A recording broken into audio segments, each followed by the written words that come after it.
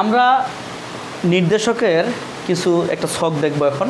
Headline দিচ্ছি আমি উপযোগী নির্দেশকের কার্যকর পিএইচ পরিসর।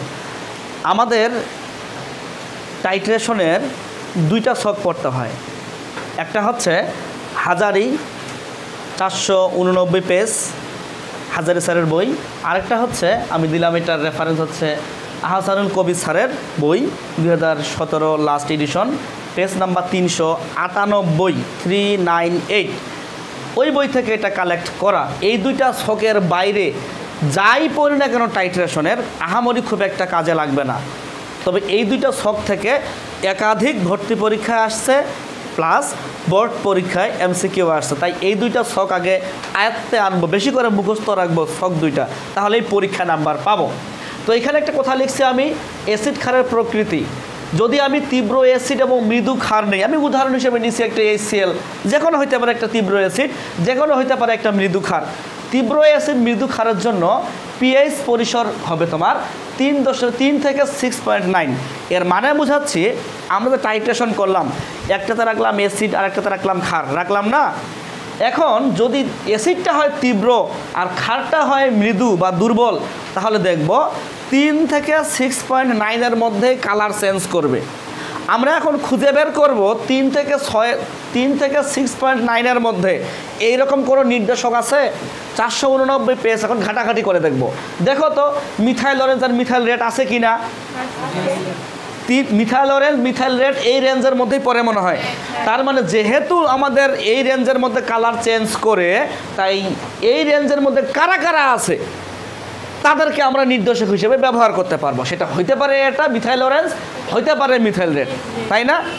আমরা এটা মুখস্থ রাখবো এমসিকিউর জন্য। তবে একটা কথা না বললেই নয়, এই মানগুলো একটু 19-20 পাবা বিভিন্ন বই, 4-5টা বই সামনে নিয়ে বসো, দেখবো যে একটু 19-20 আছে, এগুলো মেনে নিতে হবে। হ্যাঁ, যদি আমি তীব্র অ্যাসিড তীব্র ক্ষার নিয়ে কাজ করি, মৃদু অ্যাসিড আর তীব্র ক্ষার নিয়ে কাজ করি, তো মৃদু অ্যাসিড হিসেবে নিলাম এটা, তীব্র ক্ষার হিসেবে নিলাম এটা, বা যে কোনো নিতে পারি আমরা। তো বাংলা কথাটা মনে রাখবো, যদি মৃদু অ্যাসিড তীব্র ক্ষার হয় তাহলে কালার চেঞ্জ করবে, পরীক্ষা করে দেখা গেছে 8 থেকে 10 মধ্যে, পিএইচ 8 থেকে 10 মধ্যে।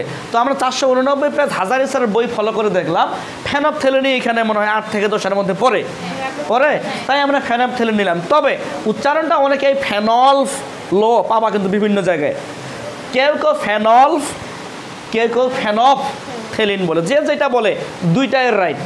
আমি তো রেফারেন্স দিলাম, এটা আছে তোমার আহসানুল কবির স্যারের বই 2017 লাস্ট এডিশন 398 পেজে এই ছকটা পাওয়া। ফোন আসবেই, আসুক। ও আমার বাবা তো থাক পরে ধরে।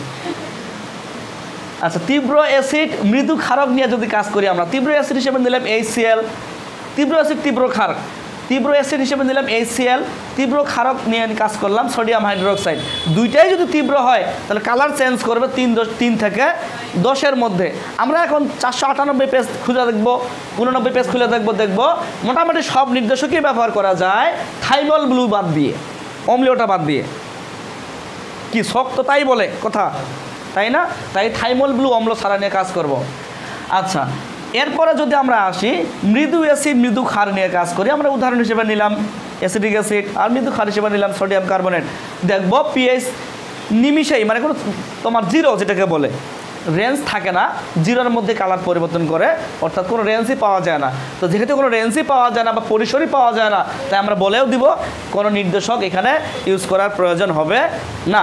তো যাই বলি না কেন, এই ছকটা তোমাকে মুখস্থ রাখতে হবে পরীক্ষা নাম্বার পাওয়ার জন্য। 2টা কাজে হেল্প করবে, 3টা কাজে। নাম্বার 1 MCQ, নাম্বার 3 জ্ঞানমূলক, নাম্বার 2 উল্টাউল্টি হয়ে গেছে আর কি, নাম্বার 1 MCQ, নাম্বার 2 জ্ঞানমূলক, নাম্বার 3 অনুধাবন। এই 3টা কাজে লাগবে। আমরা today or tomorrow question solve যখন করব, তখন এই ছক থেকে একাধিক কোশ্চেন পাবো, সলভ করবো কিছু ভর্তি পরীক্ষার কোশ্চেন, বোর্ডের কোশ্চেন, তখন এই ছকটা কাজে লাগবে। তাই আমরা এই ছক প্লাস 489 হাজারি স্যারের ছক, দুইটা আমরা মনে রাখবো। এই হচ্ছে আমাদের এই টপিক। ওকে।